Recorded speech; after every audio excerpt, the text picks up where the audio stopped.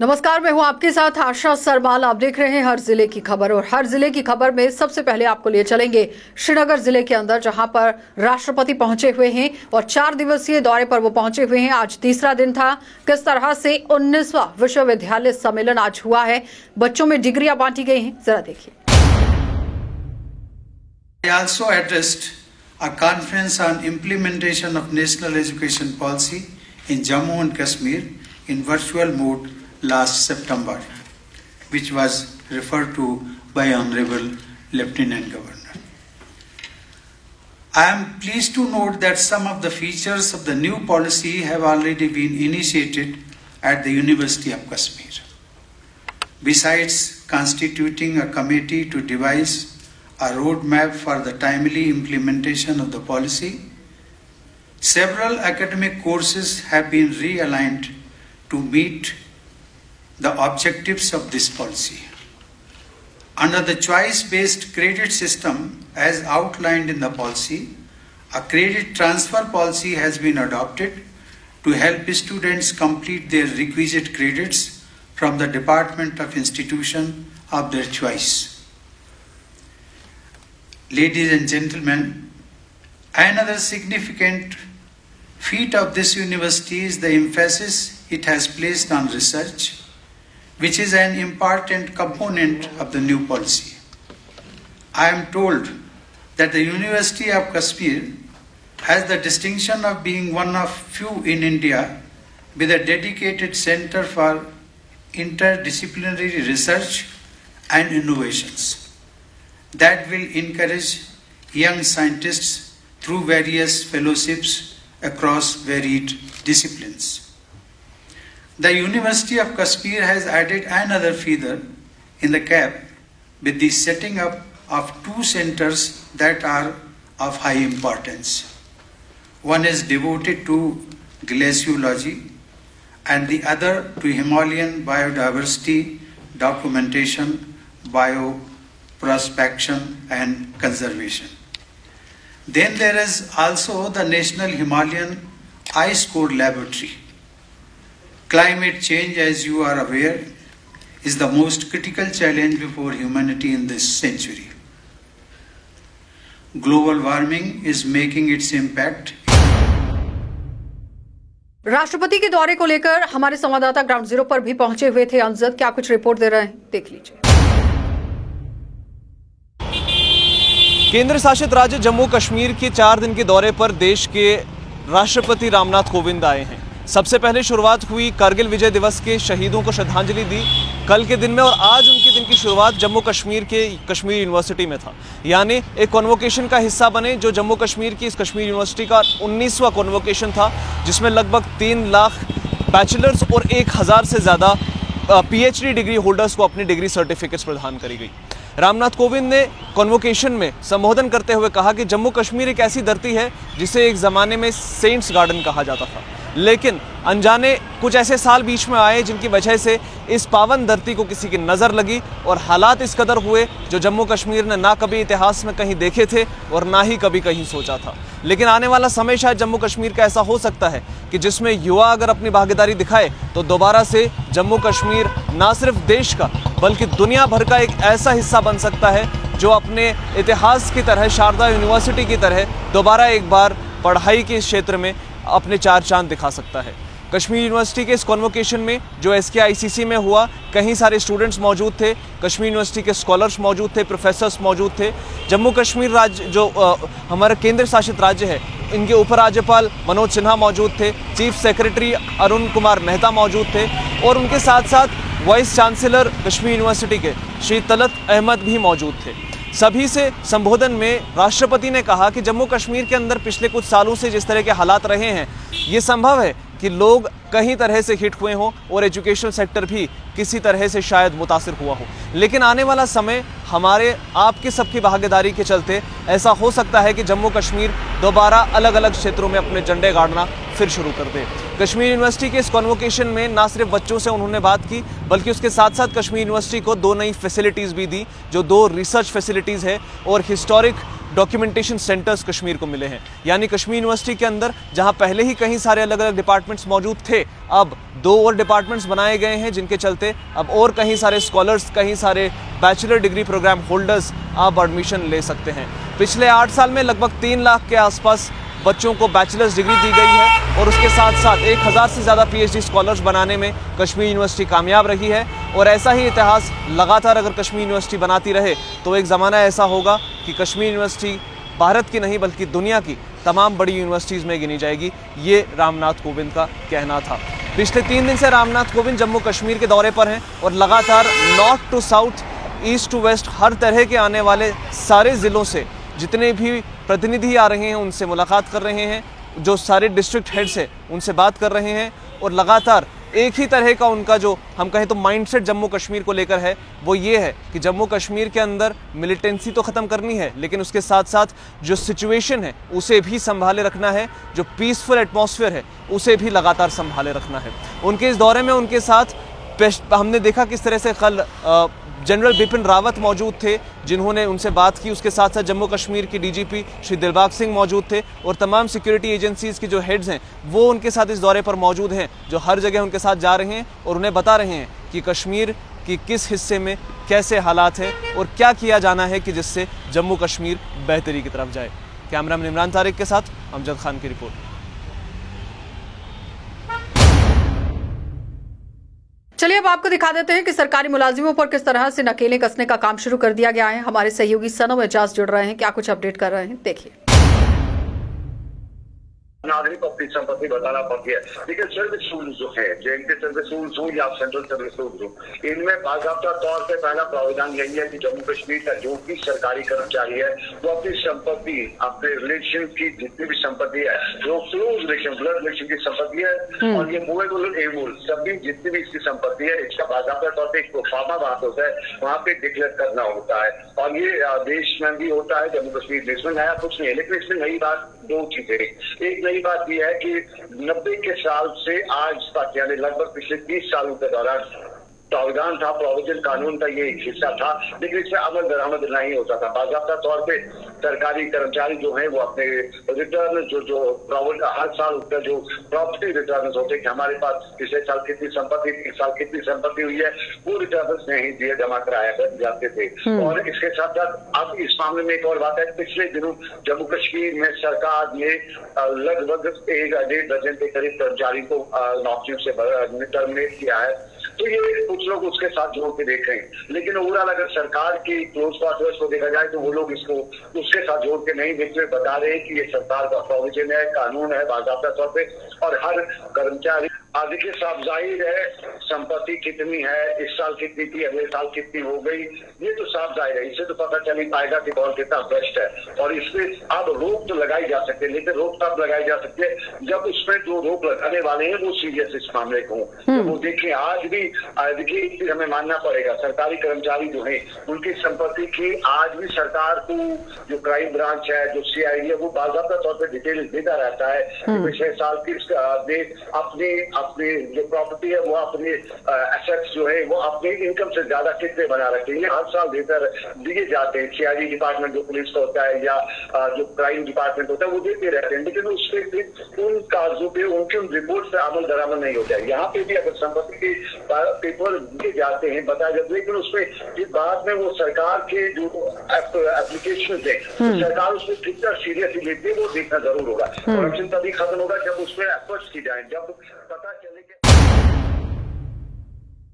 चलिए अब आपको अनंतनाग लिए चलते हैं, जहां पर तीसरी लहर को मद्देनजर रखते हुए कैसे यहां पर काम किया जा रहा है वो दिखा देते हैं, क्योंकि जुनेद हमारे साथ जुड़ रहे हैं, अनंतनाग से रिपोर्ट दे रहे हैं, देखिए। 3rd वेव कब आएगी वो कोई नहीं बता सकता, अंदेशा लगा सकता है। लेकिन एक गुड न्यूज ये है कि अभी भी जो 2nd वेव का जो डाउनवर्ड ट्रेंड है वो चल रहा है, रोज बरोज केस घट रहे हैं, वो एक पॉजिटिव चीज है।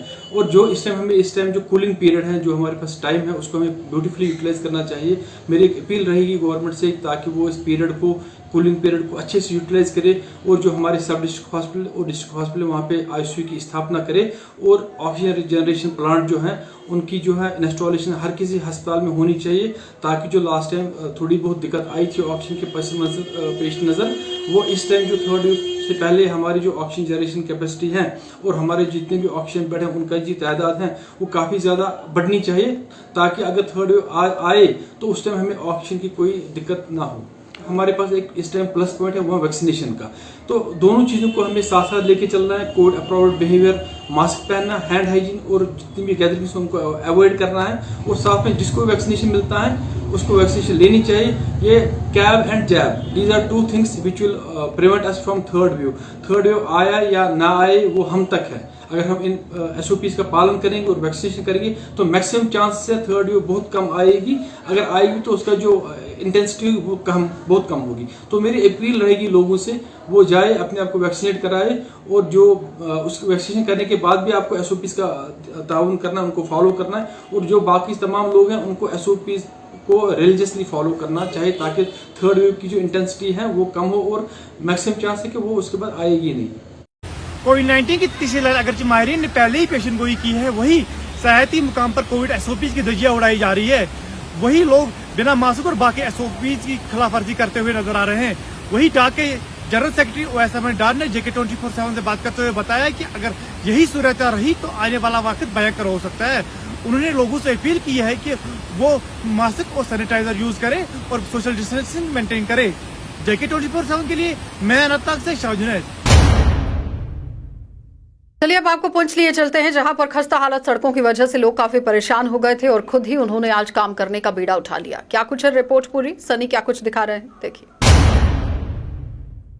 हमारी मांगे पूरी करो, हमारी मांगे पूरी करो। कलशावाड़ी रोड को पूरा करो, मुकम्मल करो, पूरी करो। कलशावाड़ी रोड को मुकम्मल करो, हमारी मांगे पूरी करो, हमारी मांगे पूरी करो, हमारी मांगे पूरी करो, पूरी करो, हमारी मांगे पूरी करो, हमारी मांगे पूरी करो। जी मेरा नाम निसार हुसैन है सर, मैं इधर ही खनेतर का रहने वाला हूँ और ये इधर दुकान करता हूँ। तो मुझे तो ये पूरा दिखाई देता है, मतलब आपने भी देखा ये हमारी ये क्या हालत हो रही है इन रोडों की। इधर बहुत लीडर आते हैं, जब इलेक्शन आता है हर एक आता है बोलता है हम ये करेंगे वो करेंगे, ऐसे बनाएंगे वैसे हमें वोट।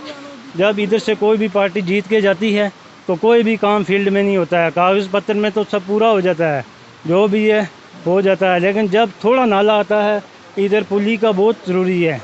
बच्चे परेशान होते हैं, बच्चे 3-3 4-4 घंटे उधर बैठते हैं, इधर बैठते हैं, गुजर नहीं पाते हैं, इधर से गुजर ही नहीं होता है। और क्या किया है कि आज 4 दिन हो गए लगातार 50-50 आदमी इस रोड पर काम कर रहे हैं। आपने देखा कि 2 किलोमीटर रोड कलसा से लेकर यहाँ मोड़ा ये मेरे घर तक इन्होंने हाथ से बदान और चब्बल ये पूरी हथियार लेकर काम कर रहे हैं।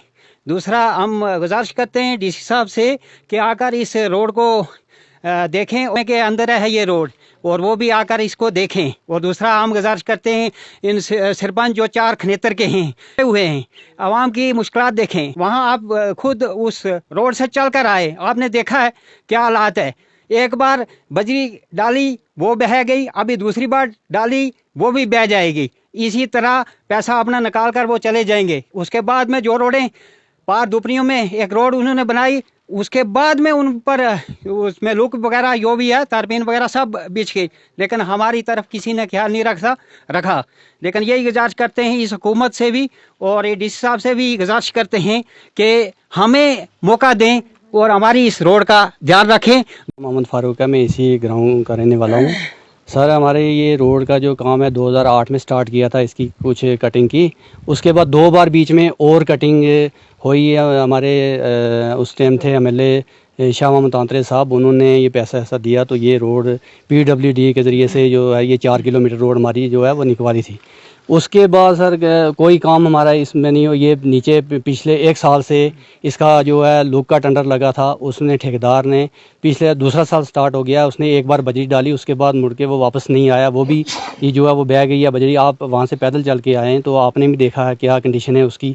और आगे वाली जो कंडीशन है हमारे यहाँ बिल्कुल चलने के लिए भी रास्ता नहीं था रोड में, तो हमने ये मशवरा करके तो ये पूरे गाँव वाले जो लोग हैं ये निकाले। हम 50-50 आदमी एक दिन का होता है, तो हम इसमें 3-4 दिन से ये काम कर रहे हैं। चलो हमारे चलने के लिए रास्ता बन जाए। कोई हमारी तरफ कोई ध्यान नहीं दिया जाता है। हम गनी साहब के पास गए, उन्होंने डिपार्टमेंट को फ़ोन किया तो डी साहब ने बोला भाई मैं जेई को भेज रहा हूँ, आज ही आएगा वो देखेगा क्या कितना काम है तो मैं गाड़ी भेज के करवा दूंगा। मगर उसके 1.5 महीना हो गया, कोई जेई कोई महकमे का कोई आदमी नहीं आया, नहीं देखा। फिर हमने बेहतर यही समझा कि हम खुद ही इसको करें काम को। हमारे बच्चे भी कर रहे हैं, हमारी लेडीज़ हैं वो भी कर रही हैं, और हमारे जो बूढ़े हैं जवान हैं सब आपने देखे वो सारे ये हमारे साथ हैं, हम काम कर रहे हैं। इसको हम नीचे तक ले जाएंगे। ऐसे मैं कोई ये तो उसको आने जाने में थोड़ी सर हम रिक्वेस्ट करते हैं खासकर डीसी साहब से कि अगर वो इस इलाके को हमारे को समझते हैं कि ये हमारा इलाका जो है ये हिंदुस्तान के साथ है, तो फिर वो खसूसी इसकी तरफ तवज्जो दें। तो देखें इसमें लाखों करोड़ों के हिसाब से पैसा जो है वो ठेकेदारों ने निकाल के तो ले गए हैं वो, मगर हमारा काम जो है 2008 से लेकर आज तक कंप्लीट नहीं हुआ है। तो इसमें वो खसूसी तवज्जो दें और हमारा ये काम जो है अगर ज़्यादा नहीं तो हमें इसमें हमने बजड़ा ही बिछा दें तो तभी हमारी कुछ ना कुछ दिक्कत जो है वो हल हो सकती है। समय में खनेतर गाँव में हूँ जहाँ यहाँ के कोई निवासी हैं, उन्हें बहुत ज़्यादा दिक्कत आ रही है। उनका कहना है कि इसी गांव में 4 पंचायतें भी पड़ती हैं, पर अभी तक यहाँ पे एक पुली का काम है वो आज तक नहीं हुआ। 2017 में यहाँ पे डिप्टी कमिश्नर पहुँचे, राहुल यादव भी आए थे और इन अपील की थी कि हमें सबसे बड़ी परेशानी जो है वो रोड की है, हमारी जल्द से जल्द इस रोड को बनाया जाए। पर राहुल यादव ने भी इनसे एक वादा किया जो आज तक पूरा नहीं हुआ। ये लोग आज भी उसी वादे को लेकर कायम हैं और आज भी एडमिनिस्ट्रेशन से ये गुहार लगा रहे हैं कि जल्द से जल्द हमारे इस एरिया का जो है पुली और रोड का जो काम है वो क्लियर किया जाए, क्योंकि ये जो रोड है ये मेंढर को भी जोड़ती है और बहुत बड़ी संख्या में लोग यहाँ रहते हैं। चलिए अब आपको शोपियां लिए चलते हैं। उमर मलिक हमारे साथ जुड़ रहे हैं क्योंकि गंदा पानी किस तरह से हो गया है यहाँ पर, क्या कुछ अपडेट दे रहे हैं, देख लीजिए। पिछले 1 महीने 2 महीने से हमारे मुतालबे है, मगर कोई गौर शोर नहीं कर रहा है। ये जो डंपिंग सिस्टम यहाँ पे बनाया गया था, फिर छोड़ के इसको अगलट शिफ्ट किया गया, मगर जो यहाँ पे जो कूड़ादान है वो यहीं का यही है। इसीलिए हम हुकाम आला हुकाम से ये गुजारिश करते हैं कि मेहरबानी करके इसको यहाँ से शिफ्ट करे, यहाँ से थोड़ा इसको हटाए कि ताकि ये अच्छा चलने फिरने लायक रहे। देखा होगा आपने, एक नाग है, मशहूर नाग है, पता नहीं हिस्ट्री क्या होगी इसकी। तो इसका पानी जो है बहुत दूर लोग से, अगलड़ से, पिंजूरा से, शिरमाल से यहाँ लोग आते हैं, पानी शोपियान से भी आते हैं लोग यहाँ का पानी पीने के लिए। मगर मिठास है उस पानी में, मगर वो माहौल नहीं है जहाँ हम अगर वो बात करेंगे कि वहाँ से ले वो पानी, वैसा माहौल वहाँ पे नहीं है कि हम वो पानी लेके वहाँ से जाए फिर पिए। इसलिए उसकी तरफ भी अगर तवज्जो दी जाए तो वो मेहरबानी होगी। हम आपके वसादत से, JK24 की वसादत से आला हुकाम तक पहुँचाना चाहते हैं बात की मेहरबानी करके इसे क्लियर करे।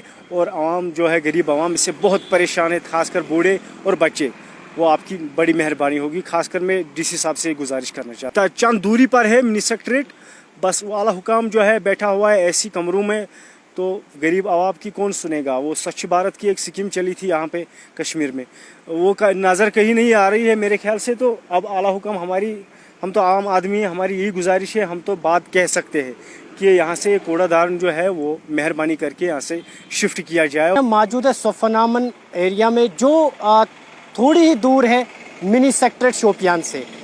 अगर हम बात करें यहाँ पिछले कई सालों से जो है यहाँ पे ये जो गंद डाली जाती है यहाँ पे, और इसका असर जो है यहाँ पे लोगों पे पड़ रहा है, और इससे जो है छोटे बच्चे जो है तरह तरह की बीमारियों का शिकार होते हैं। बात करते फार फ्लंग एरिया की तो बात थी, लेकिन ये इतना नज़दीक है मिनी सेक्रेटरीट से, लेकिन ये जो आला हुकाम है टस से मस नहीं हो रहे हैं। हम जब यहाँ पे आए तो हमने 2 मिनट भी यहाँ पे गुजार नहीं पाए, क्योंकि इतनी बदबू जो है यहाँ से आ रही है। ये जो आसपास हमारी बस्ती है, यहाँ पे छोटे छोटे बच्चे भी रहते हैं, और यहाँ पे उन लोगों के लिए ज़्यादा मुश्किलात हो रहे हैं। खासकर यहाँ पे जो दुकानदार तबका है उनके पास कोई आता नहीं है, क्योंकि यहाँ पे इतनी गंद जो है यहाँ पे फैली हुई है। और अगर हम बात करें, यहाँ पे एक टूरिस्ट प्लेस भी बन सकती है, जो कि यहाँ पे एक चश्मा है, और ये जो है नागराई के नाम से जाना जाता है। ये एक ऐसा चश्मा है जो यहाँ से पानी निकलता है वो काफ़ी मिठास होता है और काफ़ी ठंड होता है, और अक्सर जो है यहाँ पे लोग पीने के पानी के लिए यहाँ पे आते हैं, और यहाँ से ये जो पानी है यहाँ से अपने घर भी लेके जाते हैं। लेकिन जब से यहाँ पे ये बदबू फैली है, तब से जो है यहाँ पे लोगों का विजिट काफ़ी कम देखने को मिल रहा है। टूरिस्ट प्लेसेस को इनकाद किया जाता है, बनाया जाता है, और यहाँ पे जो है टूरिस्ट आ सकते हैं। लेकिन एक टूरिस्ट प्लेस जो बिल्कुल बनी हुई है, जहाँ पे लोग आ भी सकते हैं, लेकिन यहाँ पे जो है बदकिस्मती की बात है कि यहाँ पे काफ़ी ज़्यादा जो है गंदगी है और इसके साथ साथ इतनी बदबू है कि इंसान इस रास्ते से गुजरता भी नहीं है। लोगों का कहना है कि हमें जो है काफ़ी सालों से ये परेशानी जूझनी पड़ रही है। काफ़ी बार जो है ज़िला इंतज़ामिया खासकर आला हुकामों तक ये बात पहुँचाई थी, लेकिन वो जो है इस पर टस से मस नहीं हो रहे हैं। लिहाजा इन लोगों ने आज जो है फिर से यहाँ पे आकर ज़िला इंतज़ामिया से गुजारिश की कि वो जो है इस मसले पे संजीदगी से नज़र डालें और ये जो हमारी ये मुश्किलात है, खासकर ये बड़ी मुश्किलात हैं, इसको दूर करें। JK 24/7 के साथ शोपियान से मैं उमर मलिक। चलिए अब आपको पटन लिए चलते हैं, जहां से राही निसार अपडेट कर रहे हैं, क्या कुछ पूरी जानकारी दे रहे हैं, क्योंकि एक ब्रिज यहां पर बनाया जाना चाहिए था, अभी तक कहां पर पहुंचा है, कितना काम हुआ है, वो दिखा देते हैं। रियाज अहमद बशर गवर्नमेंट इल्तिजा करान अगर हसा यथ कर्लस उनिस ताम यूता टाइम गो अस कहन तो मान न इंतजामिया कह न DC साहबस गए पटन गए तहसीलदार साहबस हर कुन इंतजाम यपर यपर बड़ बड़ आला अफसर तमन गए अस कर दो मेहरबानी कर कर्लस कम मत था जनाब यपर मान वत लगभग 8-9 किलोमीटर या तपर यपर ना तील वील तथ रोडस अस पे गो नाय तार अपोर तम पे पे बंड किन गन तथ बना सिंहपोरा तपर बंड किन बेमार वेमार यपर अगर कह मोज या यपर कह बेन सन प्रेगनेंट कहन तो सह दुनिया तक कि सह बिचार तमिस डिलीवरी अस गई पुल पे गई वाक़ा मगर वनकस ताम गवर्नमेंट कहन तो रेस्पॉन्स दिवान यम किन अत वर्ल्ड बैंकस निश पोस मौजूद अत 6 करोड़ 30 लाख रुपये गवर्नमेंट तम साथ दितमुत यह इस्टिमेट वनस ताम टोटल अत पे 2 करोड़ रुपये खर्च कर तत पोर गवर्नमेंट कहन तो JK PCC और यून तम पोस तथ वर्ल्ड बैंकन वोनमुत अगर नसा यम पोस 2-3 रेतन ताम अत पे खर्च आए कर पोस गन वापस वन गए DC साहबस ओतर मे DC साहबस अम खतर दरखास्त त्रोमुत। सर हमारा जो पुल का मसला है बस 2016 से असल में हम बीत चुके हैं कई बरस इस पुल के ओर, लेकिन अब हम को 4-5 साल हो गए थे कि इस पुल को ऑर्गेनाइज़ किया, इस पुल को सैंक्शन किया गया। लेकिन फिर जब इस पुल को सैंक्शन किया गया, वर्ल्ड बैंक एरा जो है वो फंड कर रहा है इस पे 6 करोड़ रुपए ऑलमोस्ट उनने इस पे फंड कर चुके हैं वो। तो अभी तक जैसा पुल था वैसा ही रह गया। जो यहाँ पे हमें दरिया का मसला है वो वैसा ही रह गया। सर हमारी गुजारिश यही है कि एडमिनिस्ट्रेशन कहाँ पे है, एडमिनिस्ट्रेशन क्यों नहीं ध्यान इस पे दे रहे हैं। वो कह रहे हैं कि हम काम कर रहे हैं, हम डेवलपमेंट कर रहे हैं, कहाँ है डेवलपमेंट, कहाँ है एडमिनिस्ट्रेशन। आपको लगता है कि अवाम के पैसे ज़ाये हो रहे हैं कि अब जो 2 करोड़ लगाए गए हैं वो भी कहीं नहीं है? बिल्कुल सर, अवाम के पैसे, हमारे पैसे जो है ज़ाया हो रहे हैं, क्योंकि हमें जो 6 करोड़ रुपये सैंक्शन किए गए, लेकिन उसमें से खाली JK PCC रेस्पेक्टिव डिपार्टमेंट है जिनने जिम्मेदारी ली है कि हम पुल को क्लियर करेंगे, तो उन्होंने अभी 2 करोड़ रुपए जो है खर्च किया है इस पे, खाली ड्राफ्ट कंप्लीट कर चुके हैं वो, अभी ड्राफ्ट के अलावा कुछ नहीं कर गए वो। तो हालांकि इसका जो दूसरा मसला था कि बीच में मस्जिद शरीफ आ रही थी इधर, तो उन्होंने मस्जिद शरीफ को भी आधा शहीद किया, बोला कि हम कहा कि हम पैसे आपको देंगे, मस्जिद शरीफ को कंप्लीट कर जाएंगे। और उसके अलावा हमें मुहर्रम का मसला है, वहाँ से जुलूस आ जाते हैं, लोग आ जाते हैं, कौम आ जाती है मुहर्रम इधर इमामबाड़ा में, वो भी हमें कोई प्रॉब्लम जो आ रही है उसके रिलेटेड वो कोई मसला हल नहीं कर रहे, वो भी ऑर्गेनाइज नहीं हो रहे। वो नमाज का मसला है, नमाज में बूढ़े या बच्चे या आम लोग जो है वो जो परेशानियां गुजर रहे हैं, परेशानियों से बीत रहे हैं, क्योंकि कोई मसला नहीं है, कोई कुछ डेवलपमेंट नहीं है इस पुल के ओर। बिल्कुल ये कागजी कोड जमीनी से they are no responsibility had been taken by the authority JK PCC और द एडमिनिस्ट्रेशन एज वेल। हम एडमिनिस्ट्रेशन से यही गुजारिश कर रहे हैं, मेरी सजेशन खासकर हमें आवाम की सजेशन ये है कि आप ग्राउंड बेस पे काम करें। आप देखिए कहीं काम हो जाता है, कहीं डेवलपमेंट हो जाती है, करप्शन मत हो जाती है कहीं पे, करप्शन के अंदर कोई करप्शन के दायरे में कई अफसरान जो है वो मत फंस चुके करप्शन के ओर। कुलगाम के अंदर पूरी तरह से सर्च ऑपरेशन जो है वो चलाया गया था, लेकिन क्या कुछ है पूरी रिपोर्ट, तनवीर हमारे साथ जुड़ रहे हैं, देखिए। जनूबी कश्मीर के कुलगाम में एनकाउंटर्स का सिलसिला लगातार जारी है। आपको बता दूं कि कल यहाँ पे सियाती मुकाम अहरबल में सिक्योरिटी फोर्सेस और मिलिटेंट्स के माबेन झड़प शुरू हो गई, जो इब्तिदाई मरहले में जो एक मिलिटेंट जो है वो मारा गया।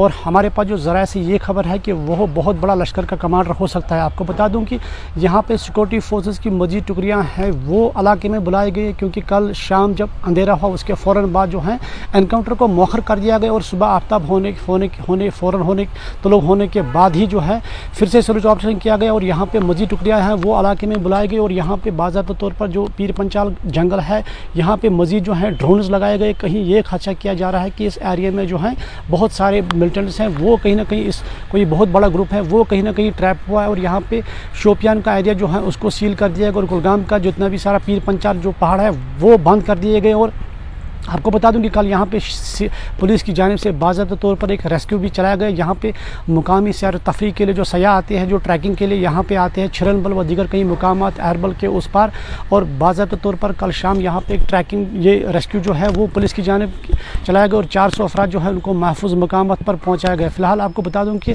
अभी भी ऑपरेशन इलाके में जारी है और ये खदशा किया जा रहा है कि एरिया में बहुत सारे मिलिटेंट्स होने का खदशा है। JK 24/7 के लिए मैं अहरबल कुलगाम से तनवीर वानी।